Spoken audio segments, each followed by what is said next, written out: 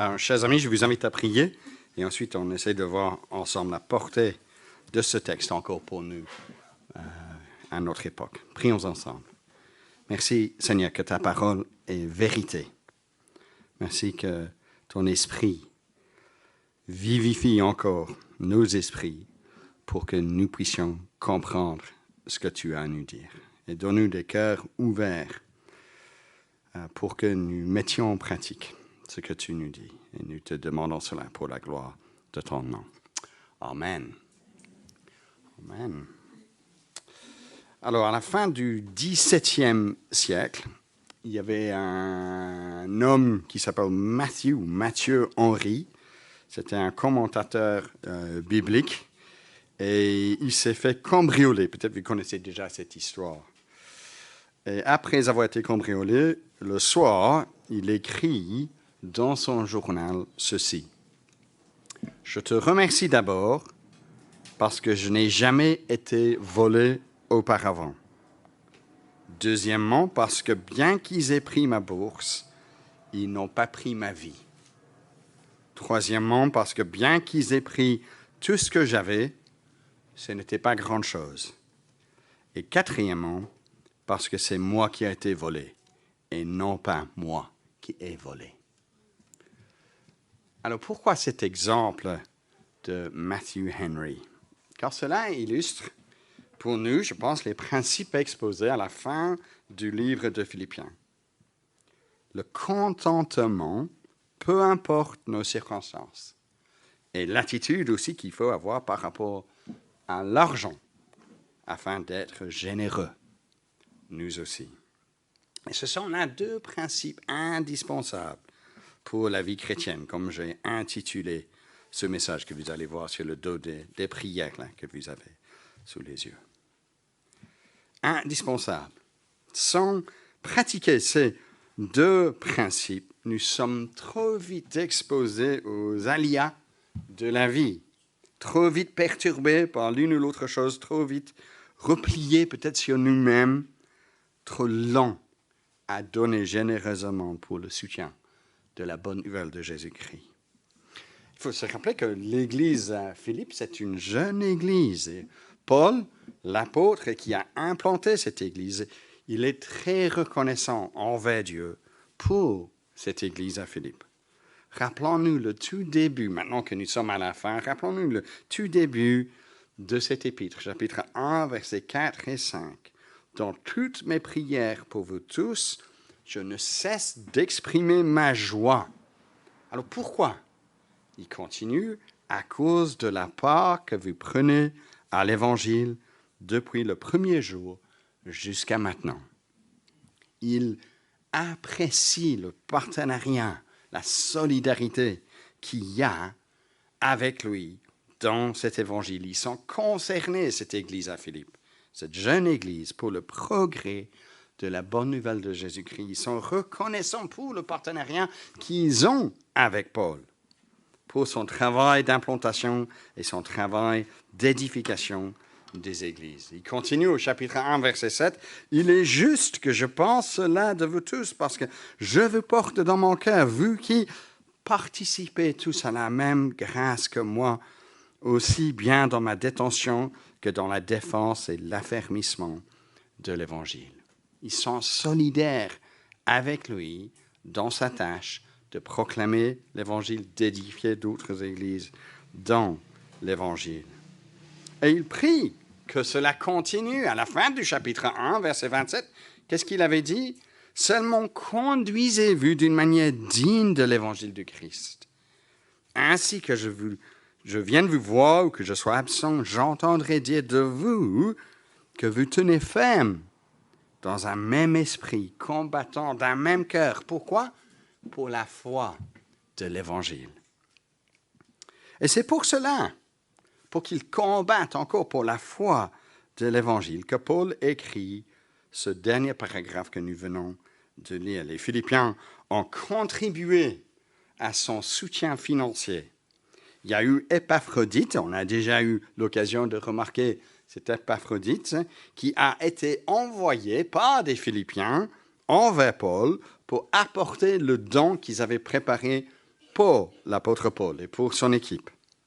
Verset 18, nous lisons cela ici, dans le chapitre 4. « Ayant reçu par Épaphrodite ce qui vient de vous comme un parfum de bonne odeur. » Il fait référence à ce don qu'ils ont envoyé de par Épaphrodite.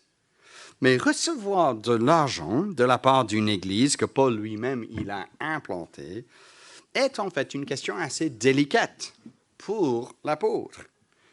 Car lui, il veut bien faire distinction entre sa joie de voir que les Philippiens sont concernés par le progrès de l'Évangile et le danger de croire que Paul, comme peut-être d'autres orateurs sur le circuit romain de l'époque, faisait de sa foi un peu son business, que sa motivation en promulguant la foi chrétienne était ultimement de bien vivre de par les dons de ses adeptes. Il ne voulait pas tomber dans cette erreur.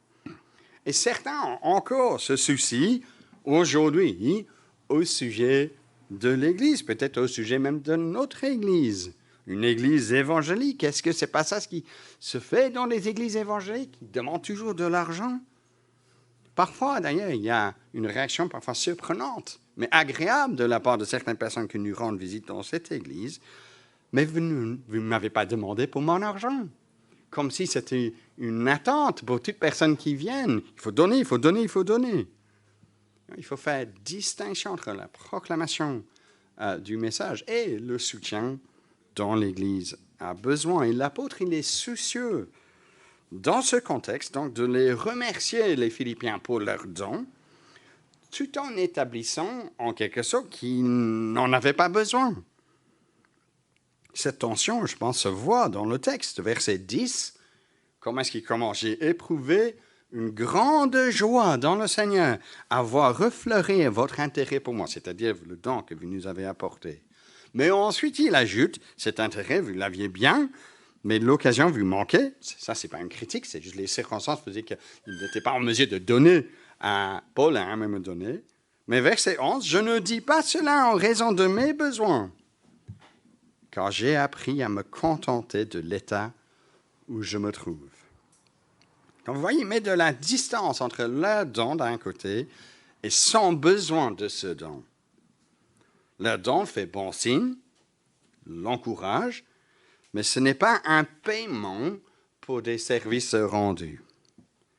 Ce n'est pas de salaire parce qu'il a été l'implanteur chez eux. Non, Paul n'avait pas besoin de ce don. Il expliquera pourquoi par la suite. Mais néanmoins, le don l'a encouragé. Et donc, nous allons essayer de voir, dans le temps qui nous reste, les deux faces de cette même pièce, si vous voulez. Le contentement de Paul dans toutes circonstances et la générosité des Philippiens. On aurait pu aborder ces deux points dans l'ordre inverse, bien entendu, car les deux principes sont intercalés un peu dans ce texte. Mais commençons donc avec le contentement de Paul. Et j'ai dit ici que cela, c'est une preuve de maturité chrétienne qui ne dépend pas des circonstances. Ensuite, nous verrons la générosité de Philippiens, une preuve de solidarité chrétienne pour le progrès de l'Évangile. Mais d'abord, donc, le contentement de Paul. Pourquoi Paul peut-il dire qu'il n'avait pas besoin de ce don qu'il a reçu? Car verset 11, « J'ai appris à me contenter de l'état où je me trouve. » L'état dans lequel il se trouvait variait en fonction de ses circonstances à lui. Au moment où il écrit, il se trouve emprisonné à Rome pour sa foi. Et il a appris à se contenter de ces circonstances. Verset 12, « Je sais vivre dans l'humiliation, ou humblement, dans la pauvreté. Et je sais vivre dans l'abondance. En tout et partout, j'ai appris à être rassasié et à avoir faim, à être dans l'abondance et à être dans la disette, ou le manque, ou dans le besoin. » C'est important de saisir ce qu'il dit ici. Il sait vivre dans les deux circonstances, l'abondance et l'humiliation. Il a appris cela. Cela était donc un processus car il était confronté pas beaucoup de circonstances variées. Et c'est important à ce stade, je pense, de balayer une mauvaise compréhension de ce qu'il dit. Car parfois, je pense, nous imaginons à tort que Paul dit quelque chose semblable à ceci. Il a appris, à travers ses souffrances, à persévérer lorsque tout ne tourne pas rond pour lui. Comme c'était le cas à plusieurs reprises pendant ses voyages, il a appris à faire face donc à la disette. Pourquoi? Car il savait, c'est ça ce qu'on dit, car il savait que de moments d'abondance l'attendaient, que lorsque le don des Philippiens donc arrivait, à ce moment-là, tout allait bien, car il se trouvait dans l'abondance. Ses besoins étaient comblés. Est-ce que c'est ça ce qu'il veut dire? Non, parce qu'il a aussi appris à vivre dans l'abondance. Oui, même dans l'abondance, il fallait apprendre à ne pas se fier à des circonstances plus prometteuses pour lui. À ne pas croire que le bonheur se trouvera rien que dans des circonstances matérielles plus luxueuses. Enfin, ce don des Philippiens, cela est arrivé. C'est super, ça, je peux me permettre donc un loyer maintenant un peu plus élevé. Cela me donnera un peu plus de confort, avec lequel je peux enfin être heureux. C'est chouette que le don est arrivé à temps. Non, ce n'est pas comme ça que ça fonctionne pour Paul. Il a appris comment ne pas attacher son contentement ni à la pauvreté, ni à la richesse. Car dans les deux cas, il y a ce danger. La Bible ne reconnaît aucunement un état supérieur d'être pauvre. Il ne faut pas encourager des vœux de pauvreté pour viser un niveau de spiritualité supérieur. Ce n'est pas en se débarrassant de ce monde matériel que nous allons trouver la vraie spiritualité. Non. La Bible nous met en garde contre une telle pensée. Proverbe chapitre 30, verset 8, peut-être vous le connaissez. « Ne me donne ni pauvreté ni richesse, mais accorde-moi le pain qui m'est nécessaire. Sinon, je risquerai, une fois rassasié, de te renier et dire qui est l'Éternel. Ou, après avoir tout perdu, de voler et de m'en prendre au nom de mon Dieu. » Alors, comment trouver un contentement indépendamment de mes circonstances, mauvaises ou bonnes? Verset 13. « Je puis tout par celui qui me fortifie. » Verset 19 précise que celui qui le fortifie, c'est Dieu. « Mon Dieu pourvoira à tous vos besoins, selon sa richesse avec gloire en Christ Jésus. » Alors, l'apprentissage de Paul n'est donc pas un apprentissage stoïque, si vous connaissez ce terme-là, une philosophie à ne pas tomber à la proie de nos émotions, mais de tenir le contrôle de soi, quoi qu'il en soit, à apprendre d'être dépendant de personne d'autre, ni des circonstances, qu'ils soient positives ou négatives. C'est la saison du tennis pour les Britanniques pour le moment, et donc c'est Wimbledon qui préfère plutôt que Roland Garros. Je pense que c'est parce que le gazon est super beau, mais je vous laisse discuter ça entre vous. Et lorsqu'on regarde le tennis, je pense que j'admire les joueurs qui gardent leur sang-froid à tout moment, au lieu de donner libre cours à leurs émotions chaque fois qu'ils gagnent ou qu'ils perdent un point. C'est généralement ceux-là qui maîtrisent mieux le jeu. Mais ici, il ne s'agit pas de tels joueurs, d'une autosuffisance. Non, il s'agit d'une dépendance de Dieu. Il a appris qu'il peut tout faire par celui qui le fortifie.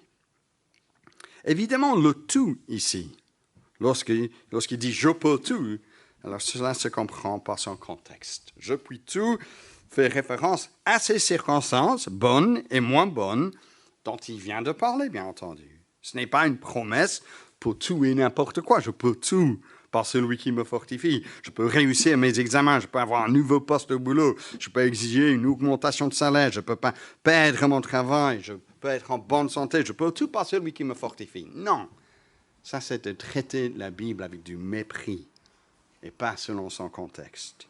Je puis tout par celui qui me fortifie. Il peut faire face à toutes circonstances, bonnes ou moins bonnes, car il y a celui qui le fortifie. Il a appris à se contenter de l'état dans lequel il se trouve, à ne pas dépendre de son état actuel pour son contentement, mais de dépendre de Dieu. Cela lui permettait de connaître la joie, oui, même la joie, lorsqu'il était persécuté en prison pour sa foi.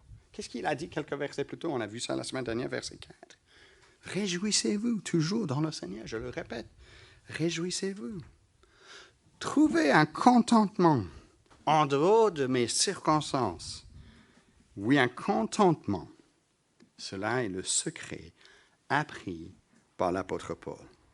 Il a trouvé son contentement en Dieu. Alors, comment est-ce qu'il a trouvé son contentement en Dieu? Alors, cela n'est pas précisé à ce stade par l'apôtre lui-même. Mais n'oublions pas ce qui a précédé. Chapitre 4, verset 6. Ne vous inquiétez de rien, mais en toute chose, faites connaître vos besoins à Dieu par des prières et des supplications dans une attitude de reconnaissance. Et la paix de Dieu, qui dépasse tout ce que l'on peut comprendre, gardera votre cœur et vos pensées en Jésus-Christ.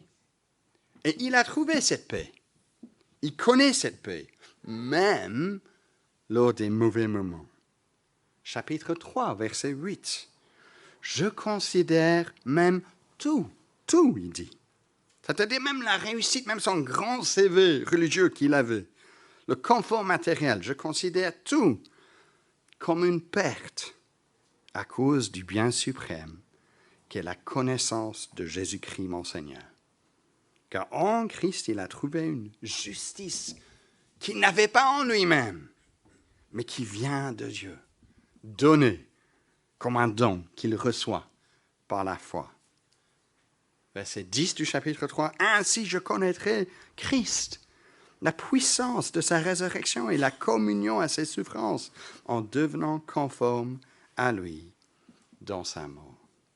Donc il connaît la puissance de Dieu à l'œuvre en lui. Non pas parce qu'il est à la hauteur, mais parce que Christ, dans sa grâce, daigne d'œuvrer en lui. Verset 20 du chapitre 3. Quant à nous, notre citoyenneté est dans les cieux. De là, nous attendons comme sauveur le Seigneur Jésus-Christ. Alors que ce monde actuel dans lequel nous vivons nous offre abondance ou pauvreté, peu importe, dit l'apôtre Paul. Quand nous, les croyants en Christ, nous avons quelque chose de meilleur, supérieur. Et la puissance de Dieu œuvre en nous en vue un jour de notre propre résurrection avec le Christ dans la gloire. Bien d'ici là, je sois conforme à Christ dans ses souffrances. C'est profond ce que l'apôtre Paul a pu découvrir en Christ. Le non-croyant en Jésus-Christ ne peut pas connaître cela. Même le stoïque, qui fait face d'une certaine manière à différentes circonstances de la vie, il ne peut pas connaître cette paix qui vient de Dieu. Je me souviens, rapidement après ma propre conversion à l'université, j'étais ami avec pas mal de non-chrétiens. J'étais en colocation avec 5 ou 6 d'autres non-chrétiens de l'époque. Et l'un d'eux, qui n'était pas chrétien, bien entendu, il essayait de pratiquer, lui, un peu de spiritualité à la carte, afin de trouver un peu son zen, il disait, une spiritualité un peu bouddhiste. Il n'était pas bouddhiste vraiment pratiquante, mais il voyait qu'il y avait une certaine attirance de développer le zen. Il voyait qu'il y avait quelques changements par rapport à moi, suite à ma propre conversion à Christ. Vous voyez, d'une certaine mesure, je pense que la joie de découvrir le Christ faisait que je ne recherchais plus le bonheur dans les choses de ce monde comme je le faisais auparavant. Et il voulait me dire que sa façon à lui, il pratiquait la même discipline de passer par-dessus les circonstances de la vie. Et donc, pour finir, tous les deux, on était pareils, les mêmes. Mais il avait tort.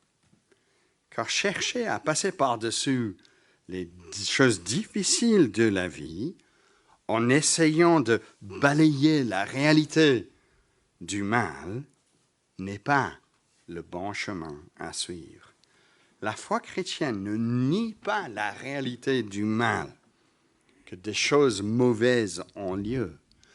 Mais la foi chrétienne trouve, malgré la pauvreté ou l'abondance, un contentement plus profond que ces circonstances. Alors, je cite ce que j'ai trouvé cette semaine sur un site, Comment trouver le zen. Il faut dire que ça ne m'intéressait pas énormément, mais j'ai voulu trouver de nouveau des recommandations de ce genre de stoïcisme que nous pouvons encore citer à notre époque.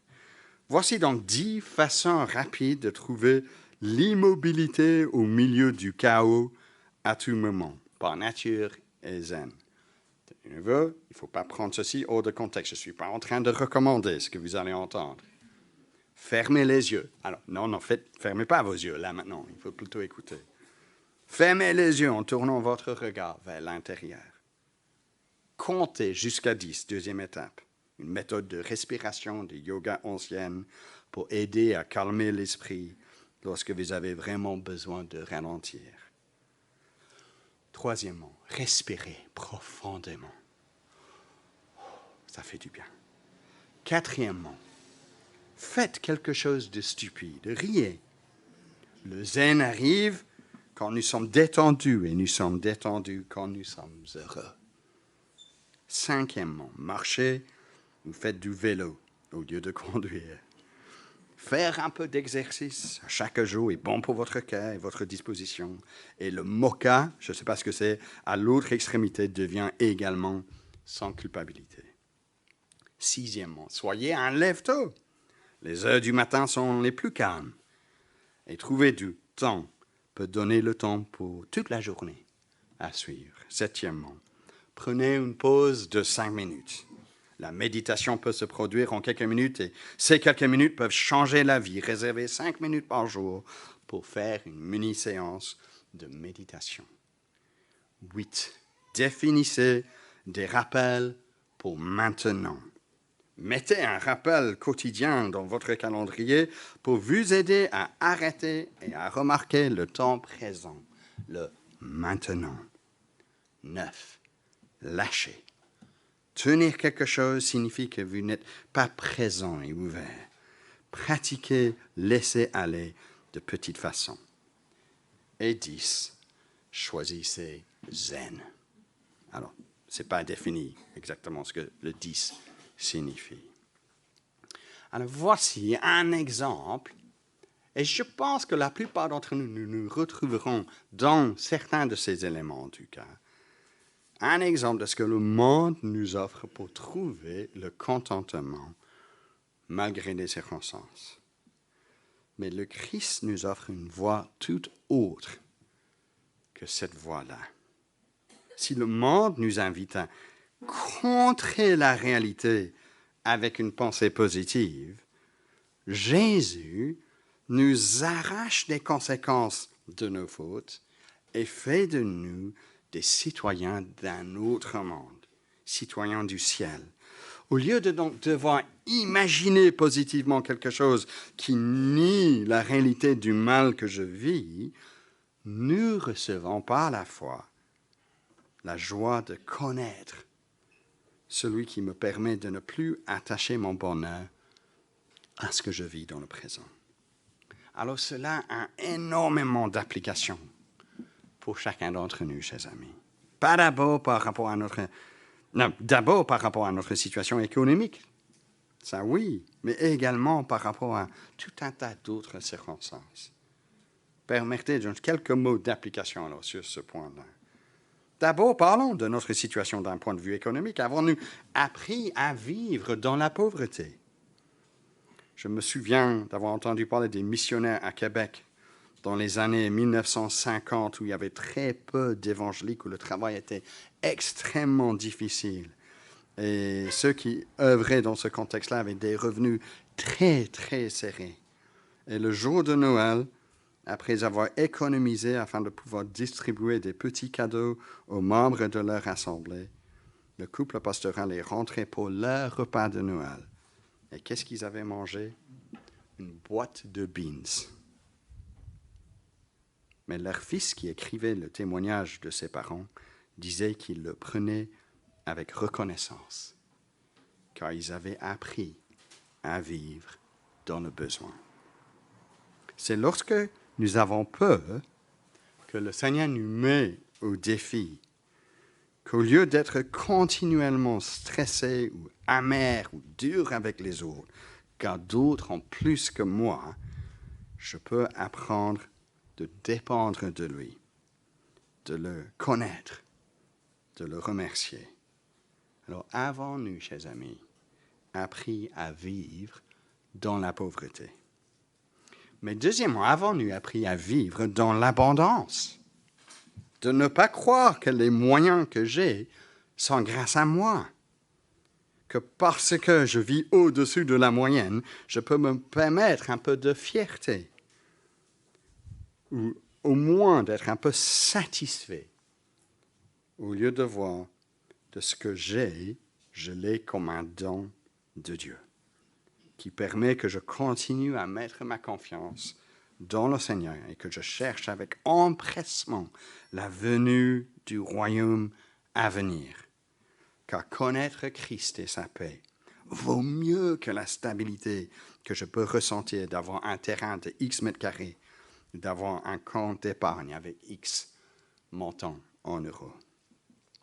J'ai un ami à Londres qui, lorsque quelqu'un l'a remercié pour un don très généreux pour le soutien d'un ministère chrétien, a répondu ainsi, qu'il est reconnaissant de pouvoir aider tant que le Seigneur continue à pourvoir. Il reconnaît la main de Dieu derrière ce qu'il a. Et il ne le considère pas comme le sien ultimement. Il sait que si le Seigneur décide dans sa souveraineté d'enlever cette abondance, il sera toujours capable de louer le Seigneur. Voilà pour ce qui est de l'application pour notre situation financière. Mais ce principe de contentement va plus loin que simplement celui de notre situation économique. Ça s'applique à de nombreuses circonstances. On ne peut pas nommer toutes ces circonstances. Mais circonstances que beaucoup d'entre nous, dans cette assemblée, sont en train de vivre actuellement. Certains parmi nous ont des grands soucis de santé ou des proches qui ont de tels soucis. Est-ce que mon contentement se trouve uniquement lorsque je suis en bonne santé? Lorsque tous mes proches vont bien? Ou puis-je connaître la paix de Dieu qui dépasse tout ce que nous pouvons connaître ici-bas? D'autres ont des difficultés familiales conséquentes et soupirent d'un rapprochement qui donnera de la joie qui pour le moment n'est pas possible au sein de la famille. Mais est-ce pour autant que je ne peux pas connaître le Christ et la puissance de sa résurrection et la communion à ses souffrances aujourd'hui? D'autres expérimentent de la difficulté au travail, ne connaissent pas une situation paisible dans laquelle ils aimeraient travailler. Mais suis-je capable de faire face à cela par celui qui me fortifie? D'autres sont adolescents parmi nous. Et ils ressentent la pression de connaître deux mondes différents à ce stade de leur vie. Le monde de leur famille, peut-être de leur foi, de l'Église, mais également le monde de leur école, de leurs amis. Et ils font leur mieux pour que ces deux mondes ne se croisent jamais. Mais lorsqu'ils se croisent, il y a souvent un peu de panique, la gêne, à qui est-ce que j'appartiens ultimement? Ce cercle-là ou ce cercle-là? Mais appartenir à Jésus-Christ par la foi, c'est de trouver une autre identité, citoyen du ciel, plus sûre, plus libératrice, une identité qui n'est pas liée à ce monde. Alors savoir cela, c'est de nous permettre de faire tout par celui qui nous fortifie. Vous avez peut-être d'autres circonstances, chers amis, mais l'apôtre Paul nous exhorte à trouver notre contentement aujourd'hui, indépendamment de nos circonstances. Nos circonstances nous permettent en fait d'exercer notre foi, de grandir, de s'entraîner, de peaufiner mes muscles d'un point de vue spirituel, d'expérimenter. Pour durer, le verset 13, je peux tout en celui qui me fortifie. Alors voilà pour ce qui est le contentement de Paul, une preuve de maturité chrétienne qui ne dépend pas des circonstances. Et deuxième point, normalement ce serait un peu plus court, ne vous inquiétez pas, la générosité des Philippiens, une preuve de solidarité chrétienne pour le progrès de l'Évangile. Paul n'avait pas besoin de ce don, nous avons vu cela. Ne pas donner, alors, c'est bien, car cela aide l'ouvrier dans l'Église, ou le missionnaire, ou l'implanteur, à apprendre dans la pauvreté. Ça rend service de ne pas donner. C'est ça la logique de ce texte. C'est parce que Paul dit, chers amis, il se réjouit de leur don. Il a éprouvé une grande joie de l'apprendre, à voir refleurir votre intérêt pour moi. Au verset 14, il évoque le même langage de partenariat, de solidarité qu'il a employé au début de la lettre. Vous avez bien fait de prendre part à ma tribulation. Ils auraient pu garder leur distance, en fait. S'identifier avec un prisonnier et sa cause, à cette époque, c'était courageux de leur part.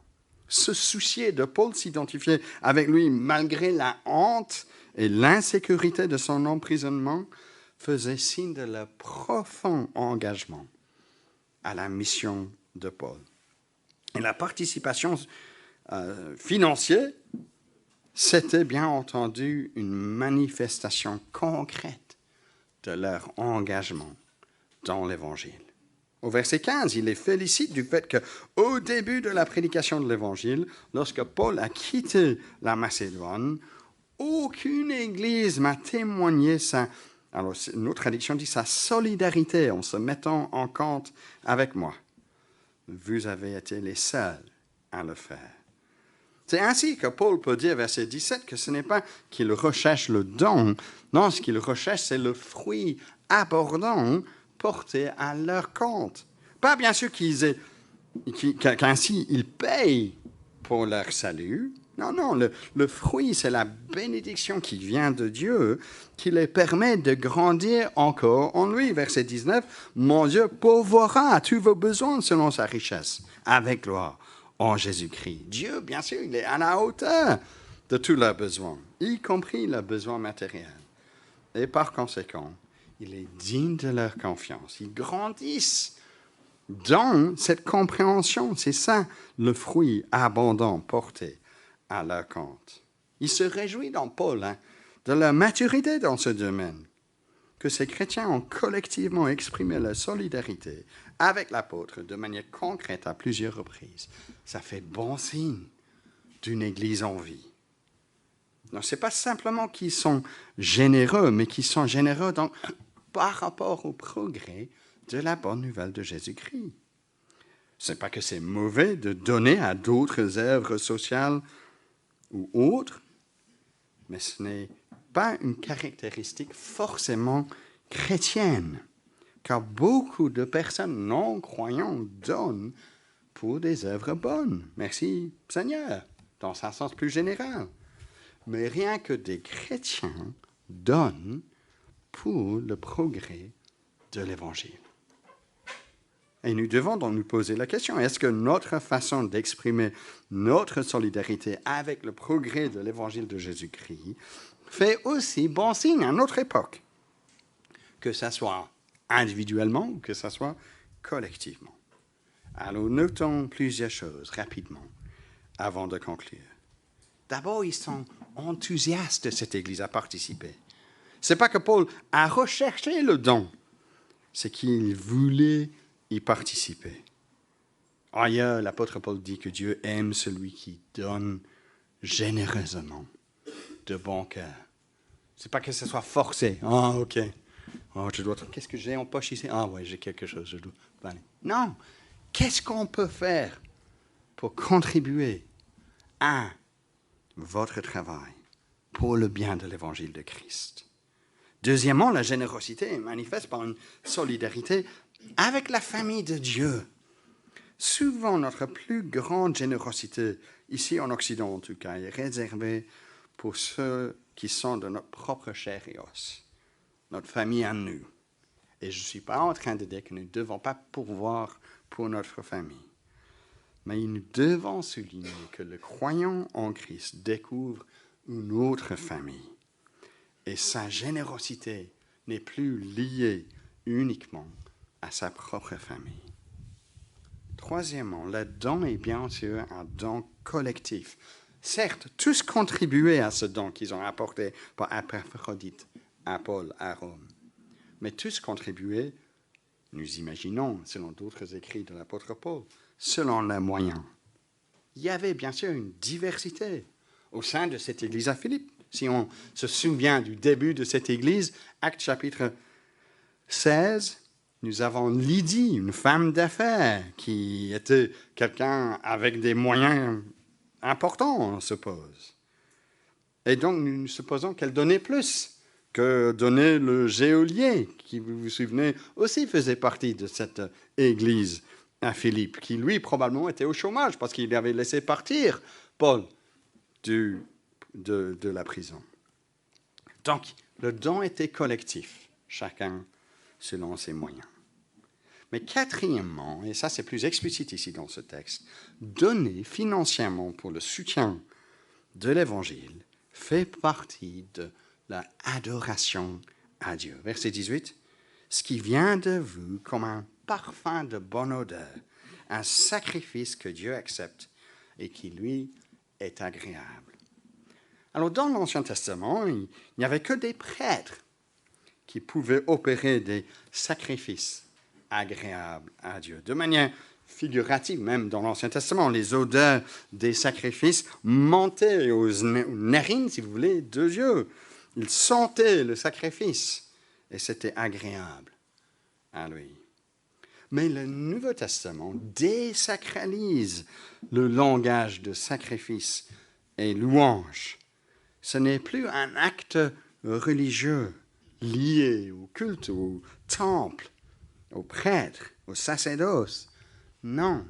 Maintenant, le sacrifice, c'est une expression de quelqu'un qui consacre sa vie tout entière, y compris son portefeuille, à servir le Maître.